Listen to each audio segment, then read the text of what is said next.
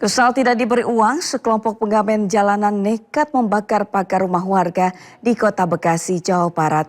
Aksi pembakaran terekam CCTV dan viral. Kamera CCTV merekam 3 orang mendatangi rumah warga untuk mengamen di Jatiwaringin, Kota Bekasi. Mereka terus bernyanyi meski tidak ada penghuni rumah yang keluar. Tak berselang lama, salah satu dari mereka mencoba membakar pagar rumah warga tersebut hingga muncul api. Usai beraksi, ketiganya kabur menjauhi lokasi. Sementara api mulai membesar. Beruntung warga yang melintas melihat adanya api di pagar rumah korban. Warga itu memberitahu pemilik rumah hingga api dipadamkan. Diduga aksi pembakaran karena terduga pelaku kesal tidak diberi uang saat mengamen. Kayaknya bapak-bapak habis jalan gitu kan, jalan kaki, terus gedor-gedor rumah ini, tuh kebakar gitu, dia nggak mau madamin bahwa itu, jadi orang yang pemilik rumahnya dulu suruh keluar, akhirnya pemilik rumah keluar. Pas keluar itu, Petugas kepolisian Polsek Pondok Gede telah olah TKP serta meminta keterangan pemilik rumah dan saksi. Polisi mengamankan rekaman kamera CCTV untuk mengungkap dan mengetahui motif terduga pelaku. Dari Bekasi, Jawa Barat, Rahmat Hidayat, iNews melaporkan. Ratusan demonstran yang tergabung dalam Aliansi Lampung Bersatu menggelar aksi unjuk rasa di depan kantor Gubernur Lampung Kamis pagi. Masa aksi menyampaikan kritik keras terhadap program MBG yang dinilai tidak menjawab persoalan mendasar yang dihadapi masyarakat. Oke, saya minta tolong tertib, kawan-kawan. Oke, sebut.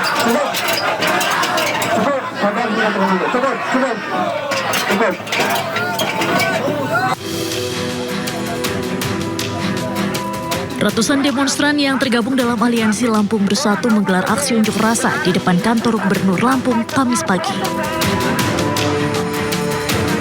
Dengan membawa berbagai poster tuntutan, massa menilai program yang digadang-gadang sebagai solusi peningkatan gizi nasional justru berpotensi menjadi ladang penyaluran kepentingan kelompok tertentu serta membuka celah penyimpangan anggaran hingga ke tingkat daerah.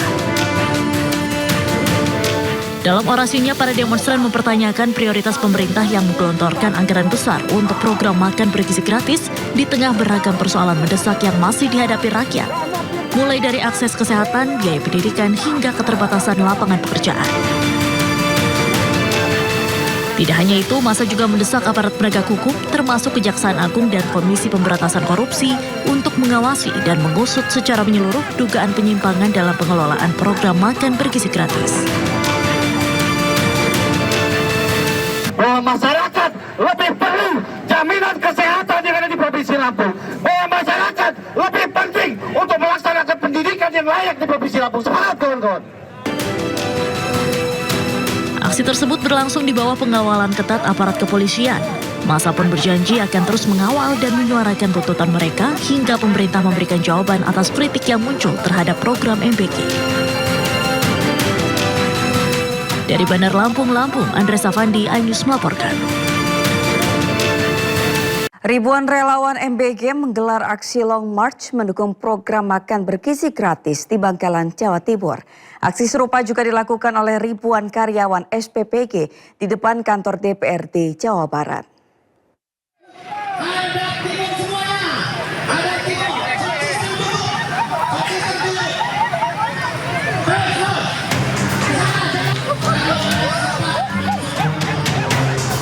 Dengan membawa berbagai poster dan spanduk, ribuan massa aksi yang didominasi emak-emak relawan program makan bergizi gratis melakukan long march dari Stadion Gelora Bangkalan ke kantor pemerintah kabupaten setempat. Mereka mendukung program makan bergizi gratis yang sudah berjalan saat ini di Bangkalan, Jawa Timur. Aksinya juga diikuti oleh para karyawan SPPG, supplier hingga mitra atau pemilik dapur MBG. Dalam orasinya, program MBG menurut mereka telah memberikan lapangan kerja pada ribuan warga Bangkalan dan bisa menyerap hasil pertanian maupun peternakan yang menyuplai kebutuhan setiap dapur MBG.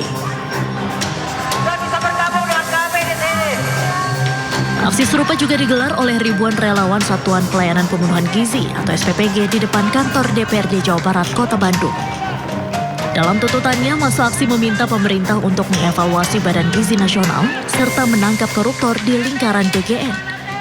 Meski demikian, para relawan juga menuntut pemerintah agar tidak membubarkan program MBG serta tidak menutup sepihak SPPG.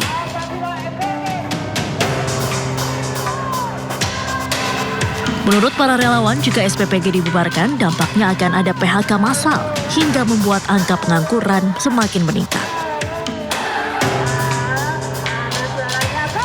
Dari Bangkalan, Jawa Timur dan Bandung, Jawa Barat, Tim Liputan Ayus melaporkan.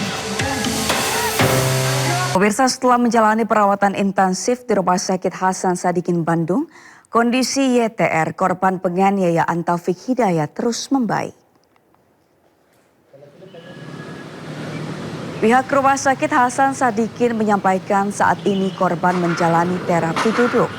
Meski demikian, pihak rumah sakit masih terus berusaha untuk merawat Yuvita pasca kritis. Rencananya pihak rumah sakit akan mengambil langkah operasi plastik jika kondisi korban sudah membaik.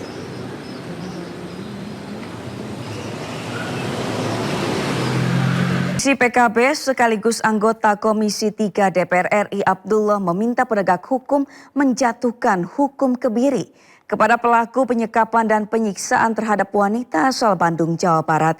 Pelaku diduga berulang kali melakukan kekerasan terhadap perempuan termasuk mantan istrinya.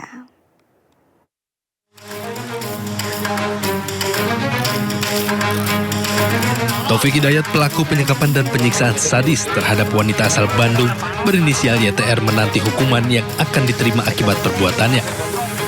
Abdullah, anggota Komisi 3 DPR RI sekaligus politisi PKB, menilai pada kasus penyekapan dan penyiksaan wanita di Kota Bandung, Jawa Barat layak dipertimbangkan diberi hukuman kebiri.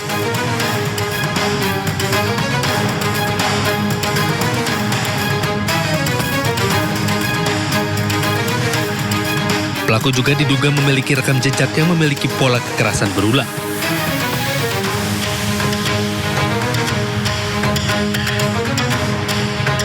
Sebelumnya, penyekapan dan penyiksaan terhadap korban diketahui terjadi selama 3 tahun.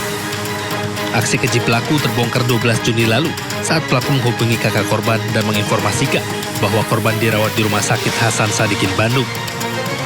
Ditangkapnya Taufik Hidayat, pelaku penyekapan dan penyiksaan sadis terhadap YTR, keluarga minta pelaku dihukum berat.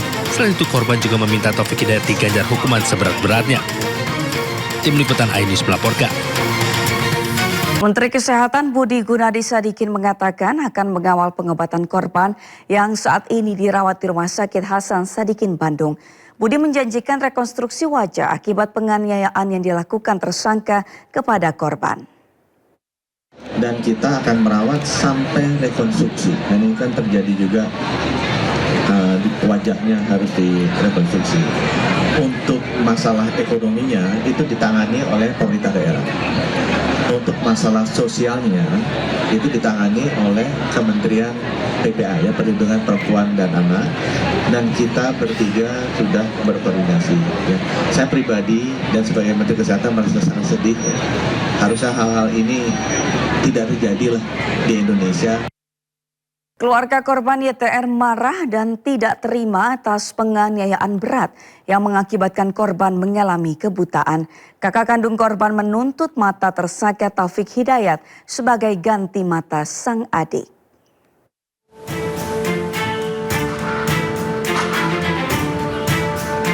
Pihak keluarga korban YTR menuntut keadilan atas penganiayaan yang dilakukan tersangka Taufik Hidayat.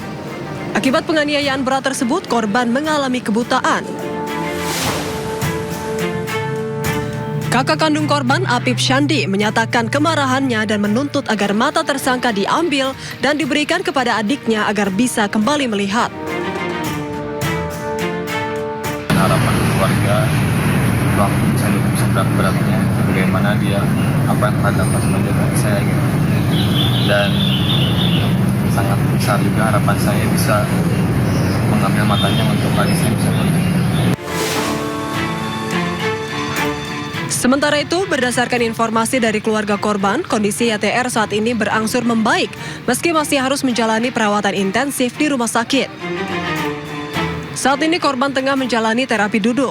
Meski begitu, pihak Rumah Sakit Hasan Sadikin masih terus berusaha untuk merawat korban pasca kritis. Rencananya operasi plastik akan dilakukan jika kondisi korban sudah membaik. Dari Bandung, Jawa Barat, Pilih Maulana Finkran, iNews melaporkan. Istri polisi Polres Bau-Bau mengambil dan menahan rapor milik seorang siswa SD di kota Bau-Bau, Sulawesi Tenggara tanpa izin. Rapor itu diduga dijadikan jaminan atas persoalan utang piutang yang melibatkan orang tua siswa.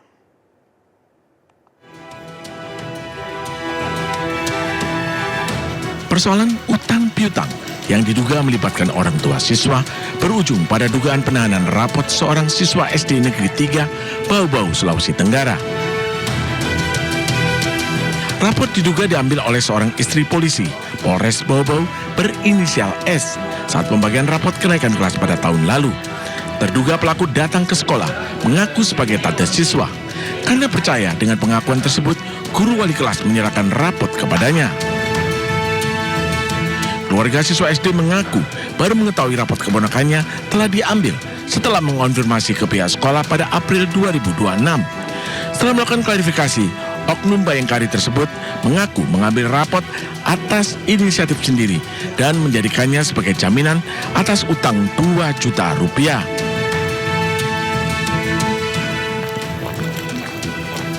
Sementara itu, Kasihumas Polres Bau-Bau, Ibtu Rino Asnan mengatakan laporan tersebut telah diterima dan kini masih dalam penanganan Satreskrim Polres Bau-Bau.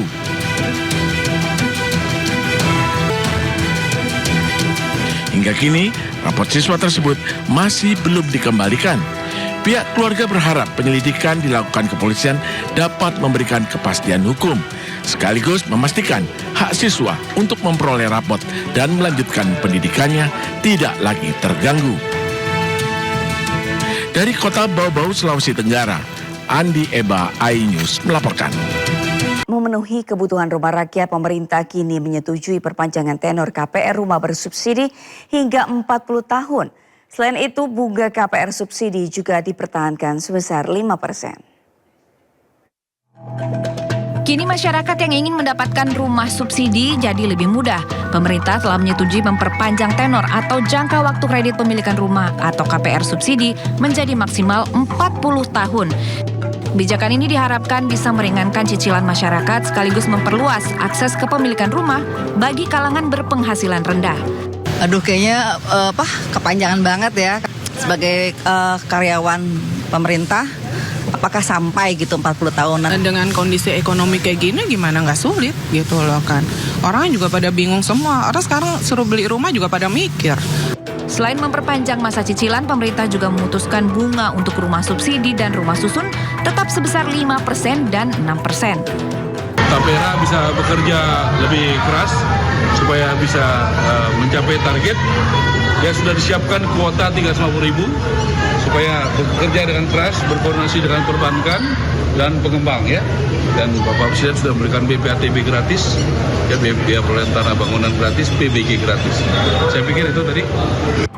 Bila resmi berlaku sesuai simulasi BP Tapera, maka warga dengan minimal gaji Rp2.300.000 nantinya bisa mencicil rumah sekitar Rp770.000 per bulan. Tim Liputan iNews melaporkan.